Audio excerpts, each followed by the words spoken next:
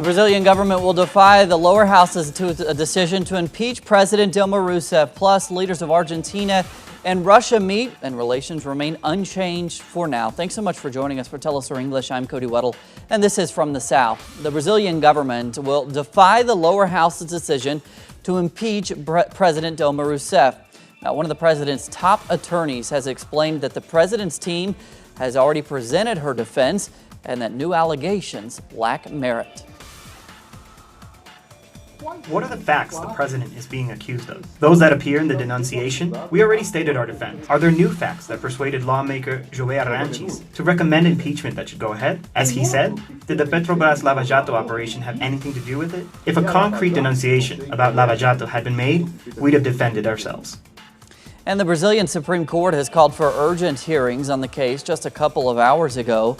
Both the impeachment promoters and the anti-impeachment lawmakers both sides are presenting their respective arguments to the court. I believe these are actually images, live images.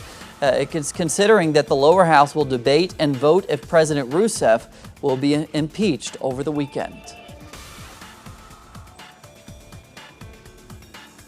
We go next door to Argentina now, where bank workers in that country there carried out a 24-hour national strike to demand the reincorporation of more than 60 workers and salary increases. Now, the Argentine government has refused to acknowledge a 36% inflation rate based on calculations of the banking sector, and instead insists it will reach its goal of lowering the inflation to only 26% and is calculating raises based on that figure. The Russian Foreign Minister Sergei Lavrov hosted his Argentine counterpart Susana Malcorra in Moscow to discuss bilateral ties. Now, this meeting comes after President Mauricio Macri of Argentina and President Vladimir Putin of Russia discussed bilateral relations in a phone call. The two governments entered a period of revision of their relations after Macri's election, but for now, both have agreed to maintain relations despite the change of direction of the new administration in Argentina. The FARC guerrillas and the Colombian government have entered a new stage in the Havana peace talks. Now, the FARC delegation announced that negotiations at this point are focusing on implementing an effective ceasefire. The delegations are also focusing on the paramilitary forces still active in the country. The FARC and social movements in Colombia have insisted that no peace will be achieved if those groups are not dismantled. 12 men arrested by Colombian authorities have been extradited to the United States. The men were all wanted by U.S. authorities through Interpol. Now, some of them are high-ranking members of the Ushuaia clan, which has been the target of Colombian authorities over the past month and are believed to be linked to paramilitary groups. Victims of Chile's Pinochet dictatorship are demanding justice. They are requesting a process opened against Agustin Edwards. He's the owner of the media giant El Mercurio, which dominates the print market there.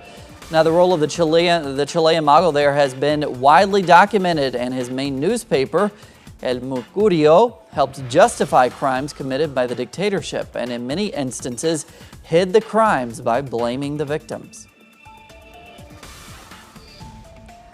At the border between Panama and Costa Rica, thousands of migrants protested after Costa Rica closed its borders. The migrants, most of them Cubans, were trying to continue their journey north towards the United States. Costa Rica justified the decision due to the already 8,000 Cubans who were stranded earlier this year in that country.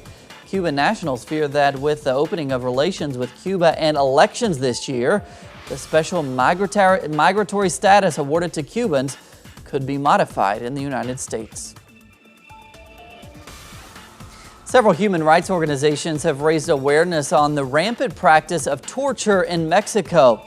But a new video, which has gone viral on social media, has shown the problem is much larger. Our correspondent Clayton Kahn now explains. A video has emerged on social network sites here in Mexico of what appears to be military and federal police personnel torturing a woman in the western conflicted state of Guerrero. The images show how the military personnel place a plastic bag over the head of the woman while being interrogated.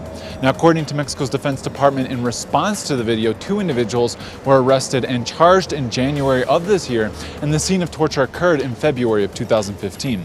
Now, this video emerges after the Inter-American Commission on Human Rights once again published in March its report on Mexico that the country suffers from a scenario of generalized torture, violence, and abuses by state security forces. Now, the video also emerges a day after the U.S. State Department gave in its annual report that there also exists, quote, grave problems in Mexico also regarding impunity, extrajudicial murders, torture, and forced disappearances. Now, these concerns are also have been echoed by the United Nations Special Rapporteur on Torture, Juan Mendez, who in 2015 declared that torture was generalized in Mexico, causing a diplomatic row between the country and the United Nations. A petition by Mendez to return this year to Mexico to follow up on the situation was rejected by Mexico in late March. This is Clayton Kahn reporting for teleSur's here in Mexico City. The Panamanian government seized the offices of that controversial law firm, Mossack Fonseca. Now, the raid is part of an investigation over the Panama Papers, of course, which showed the firm promoted tax evasion. However, Panamanian authorities still say they cannot make arrests because they have to analyze the information they have seized. It could be a difficult task considering that the firm stored everything in remote servers. We have to highlight that this firm keeps most of its records in virtual form and not on paper. So we want to secure the digital information that shows how the firm Mossack Fonseca works. The United States released its annual report on world human rights earlier today. Now, the U.S. accused Israel of excessive use of force, arbitrary arrest, and associated torture in the Palestinian territories. The U.S. also alleges that leftist Latin American countries are guilty of numerous abuses, while meanwhile ignoring its own shortcomings. And we stay in the United States now, where Bernie Sanders has won Time Magazine's 100 Reader poll. Sanders garnered more than 3 times as many votes as his rival Hillary Clinton, and also beat out a host of other world leaders and cultural figures. Canada's Liberal government unveiled draft legislation on doctor-assisted suicide earlier today. The law would apply to adults suffering incurable illnesses or disability, but not to minors or the mentally ill for now. Legislators will vote on the draft law, which applies only to Canadians and residents in the country by June 6th. Boko Haram has provided a video about covering 15 of the missing schoolgirls they kidnapped 2 years ago. Now, the video was provided to CNN, and according to the broadcaster, it is dated to December 25th, 2015. The video has provided hope to parents that their daughters are in fact still alive. However, questions remain on why the government has not been able to rescue those girls. It's a vindication of our advocacy that the girls are alive. They need to be rescued before things get out of hand. And it's unfortunate that the government had this video since December and January and was saying it had no credible intelligence. Turkey is hosting the 2-day Organization of Islamic Cooperation Summit. It's aimed at overcoming differences in the Muslim world. However, the gathering risks being overshadowed by disputes on issues ranging from Syria to Yemen.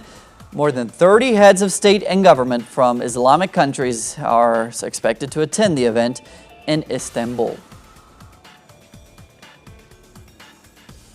Iraq saw yet another day of chaos in its assembly as parliamentarians failed to agree on a cabinet lineup.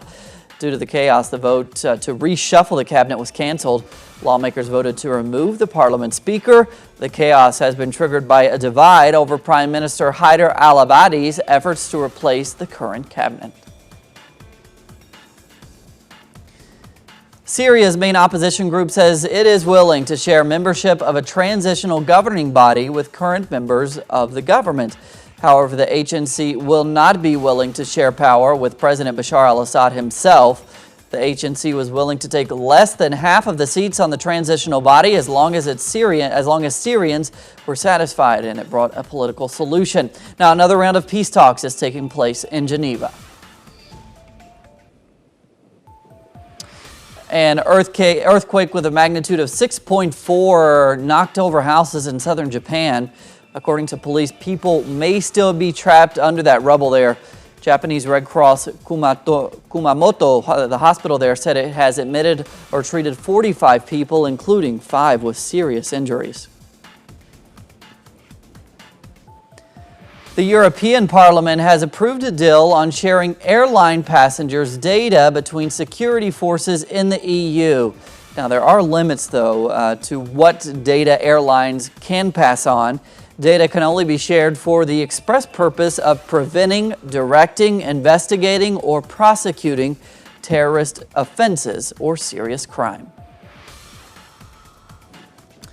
Spain's Podemos party has opened itself for debate with the possible left coalition government. Socialists need Podemos' support to avoid new elections on June 26th.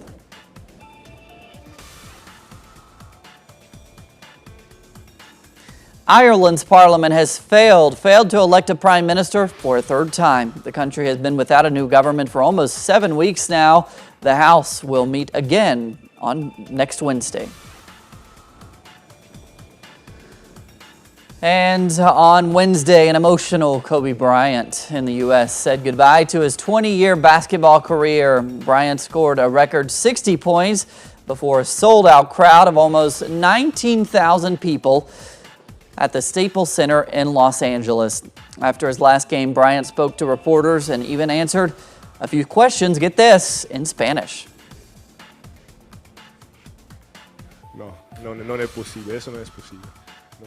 Of course not. That was impossible. I can't even know how to say it. It's a dream. I could never imagine that this game would have been like this. Never.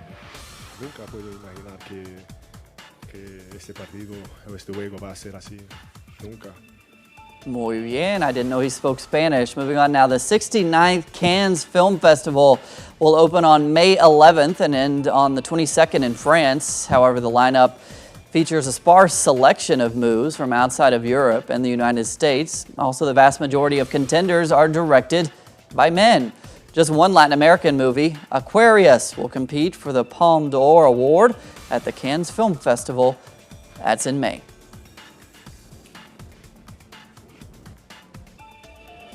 And that's what we're covering today. Thanks so much for joining us.